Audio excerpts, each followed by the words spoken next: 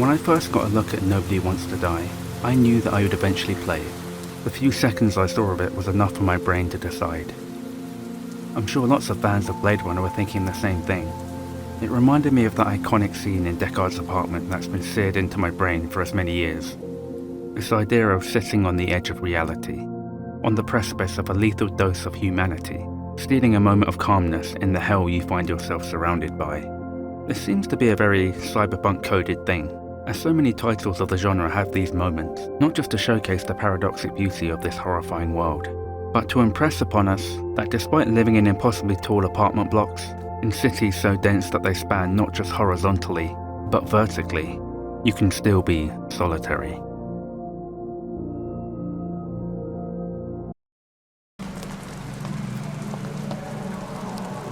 In Nobody Wants to Die, the year is 2239 in New York City. Skyscrapers have now penetrated what remains of our atmosphere.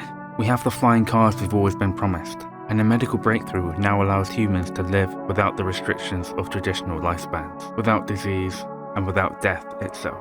In this world, immortality has been achieved. It all sounds perfect, right? For the last 7 episodes in my Video Games Like Blade Runner series, I've scoured through countless sources looking to find all the video games that are, well, like Blade Runner. I've encountered games that I never knew existed and developed a newfound love of known ones. It's what I've cut my teeth on the early days of this channel, and as time's gone on, I veered away from doing videos where I just list a bunch of games, instead becoming more interested in the idea of diving deeper and completely submerging myself into ideas related to them and exploring all the streams that connect them. That's where this series and future videos will hopefully merge together. And for the first time in this series, I'll be dedicating an entire video to just one game.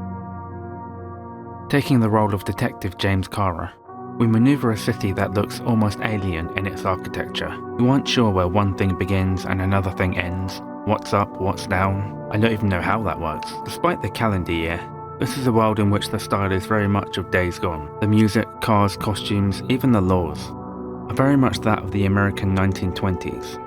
It isn't exactly clear if this is a cycle of style going round once more, or that the world just hasn't moved on in the over 300 years after. When people don't die, when regimes don't change, when power structures are solidified, perhaps cultures stagnate as a result. After all, nobody wants to die. This juxtaposition between new and old is also present in Blade Runner. Not just because it was a movie made in the 1980s, about 2019, but for as genre-changing and different as it was for the time, it too had its roots in the past. With its trench-coated gumshoe detectives, cigarette-smoking femme fatales, resembling something of a love child of the 1940s noir and a vision of the future. Whereas Deckard begins his journey as an ex-Blade Runner, being pulled out of retirement for another job, James Karra gets no such privilege, as we start off with him acclimatizing to his new body. In the world of Nobody Wants to Die, the human consciousness can be transferred from body to body. This is part of a mandatory insurance scheme that you're expected to pay off by the age of 21, or your body, known as a shell, gets repossessed, as these young, supple, impounded vessels are auctioned off to the highest bidder, and they use them as a spoiled rich kid with an unlimited supply of supercars would drive them, all while your mind is stored in a vault. It definitely has a similar premise to Altered Carbon. On previous episodes of Video Games Like Blade Runner, I've commented on how many cyberpunk games seem to emanate from Poland. 2077, Observer, Game Depth, Ghost Runner, Ruiner, it seems to almost be a speciality. And this game joins those ranks, being the first and so far only game developed by Wrocław-based Critical Hit Games. And it absolutely hits that balance between the Blade Runner vibes while carving out its own world and identity. As virtually every scene in Blade Runner is a feast for the eyes, the same can be said for Nobody Wants to Die. It's not an open world game, the locations are set pieces, and very much walled off and limited. You are absolutely on rails, but the view from your railed vehicle of choice is breathtaking. The first time we head into James Karra's apartment, we're greeted with rays of artificial light, made visible by fog, in a cluttered lived-in abode. And much like Deckard's iconic walk out onto the balcony to the tune of Blade Runner Blues, we're treated to our very own vibing while the world burns around us moment. I don't know what it is, but I just can't help but romanticize the idea of standing on a vantage point overlooking a game's world. And I attribute that to things like the balcony scene in Blade Runner. It's a kind of passive form of world building. I wanted to see more of this view, a desire I found myself fulfilling here. The idea of being able to just observe this space is nectar to me. One thing I'm also fascinated by is the details of the interior. When I worked on my doomed, never-to-be-released game, I studied the design of Deckard's apartment. I observed the wall tiles, the tiny cramped kitchen, and tried to replicate it. Seriously, if you search for Deckard tiles online, you can actually buy them. I'm not the crazy one, or if I am, these people are too.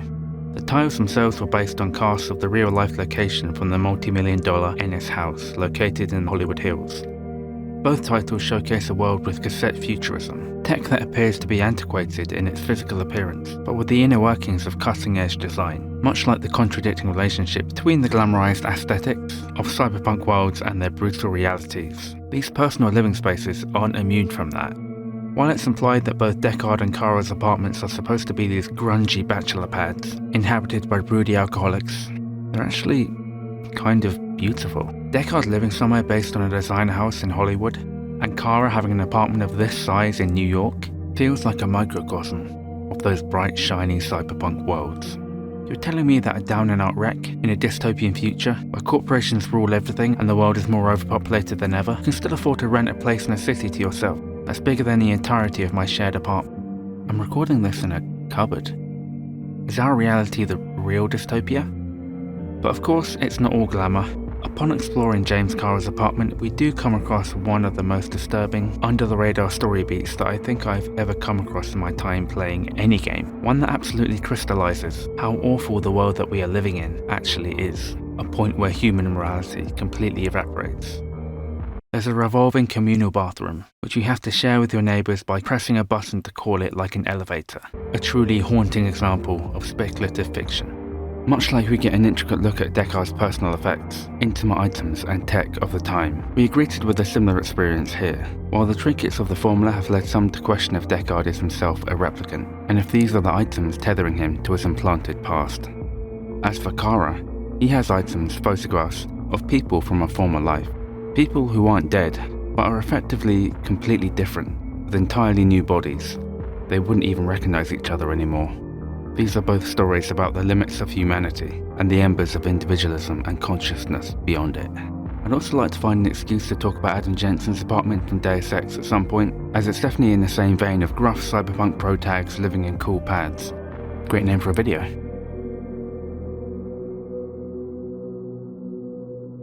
When sitting overlooking the city, we see tiny set pieces of the world, much like the miniatures giving us a glimpse at the Los Angeles of 2019. The distant assets of 2239 New York, while using different techniques, achieves the same thing. There are neon signs, flying cars, a blimp advertising things, a crowd of people the size of ants, moving along the streets, waiting to go and see an opera.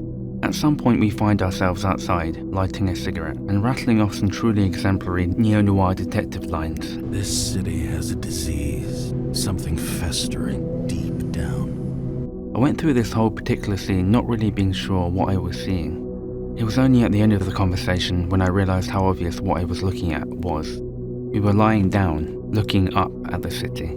I think the confusion stemmed from New York in this world, effectively being as voluminous vertically as it is horizontally. The buildings and structures we see fading off into the distance while standing are practically the same ones as we see when looking up, or even down vertically. It never seems to end. It's like we're an insect in a nest. A city that isn't just land with structures built on top of it, but structures within structures, cocooned inside a steel cave, a system of cells, interlinked. The light we see at the top could be what's left of the atmosphere of this world, or it could just be yet another source of neon light seeping through. To all intents and purposes, it seems irrelevant. At the tail end of the game, we converge on what appears to be the remnants of Liberty Island, featuring a headless Lady Liberty. The place is a complete shantytown, with rickety makeshift antennas. Here we find Sarah, the woman we've been talking to on the radio throughout the game so far, who is sporting a body shell that is, if you were lacking in empathy, could describe as having seen better days, despite the fact that she is chronologically 29. Turns out that she is illegally renting her body out on the black market, while using a recycled body in order to afford to break out her partner, the one who purchased Sarah's body as a gift, out of the mind prison where wayward debtors are held. She also has little figurines to remind her of her past, as black market body swaps are more likely to result in memory degradation. She keeps them to try and remind her not to forget. Much like Kay's wooden horse or Rachel's spider web, in a world increasingly flooded by technological advancements, these memories act like an anchor, should you get lost in its waves.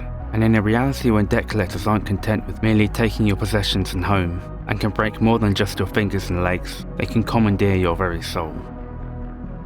Later in the game, there are riots and civil unrest, after a law is proposed to lower the age of body repossession to 20 from 21. Much like a taxation that creeps up or new legislation that slowly burrows further into our lives. It's clear that the goal of this world is to hold as many people of this society indebted, having them pay a subscription, literally, just for existing. To have a populace working and paying taxes for eternity, to never allow them to die. Both Nobody Wants to Die and Blade Runner have a core theme that's not too dissimilar, exploring a point in which technology can be used to dehumanize on a mass scale, to a populace too run down to care or too powerless to do anything about it. If you can imagine such a world. When you live in a reality that has numbed you into apathy, to care about something, to go against the status quo, can mean the end of your life as you know it, but worth it all the same. Maybe that's the reason why we crave environments like this. I don't think it's just a coincidence that there is so often this recurring theme of sitting, standing, just observing the world, doing something that has no functional purpose, yet continues to manifest as a feeling across all of these experiences. In doing nothing, we're free to consider our relationship to the infinite possibilities beyond. It's like a moment of contemplation in a game when you're asked to pick between two world-changing events. Both will usually end up destroying you. The consistent message of film noir and cyberpunk in general is that there are no happy endings, but that doesn't have to mean the pursuit of happiness is futile. It's too bad she won't live! But then again, who does?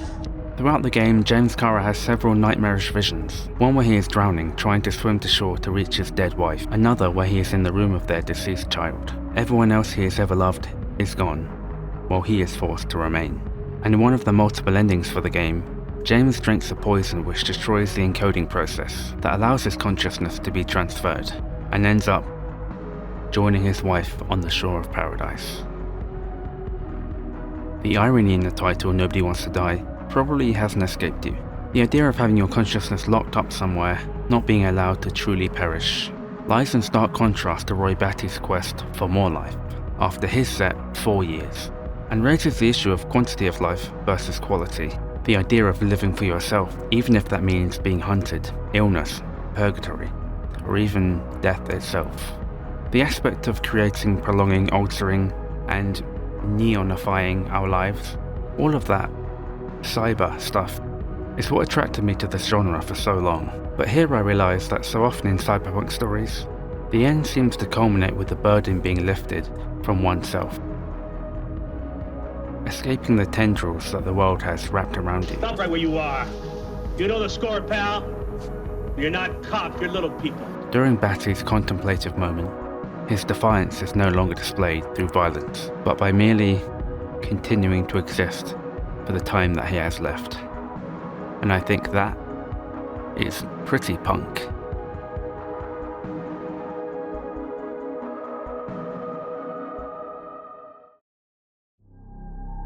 So that was technically episode 8. And honestly, I was ready to call it a day with the video games like Blade Runner series after this, and either way, it will be changing. But now I'm considering the idea of doing more videos where I take singular games and dive into their relation to Blade Runner and the cyberpunk genre in general. It will probably be for the big robust titles that I could turn into feature-length videos, the like of Cyberpunk 2077, Deus Ex. But as far as the series as we knew it, I think we can consider this the last of its kind, rather appropriately ending on Nobody Wants to Die, as I have loved this series and don't want it to die. But everybody does die, so it will in fact die. Even though I don't want it to, it will. Or will it? No, it really will. But now that this is the last part, I am looking to release an omnibus of all the episodes, which will probably be pretty long. And of course I have other stuff in the works too. This month I'll also be hitting a target of mine to release a video every month for a whole year.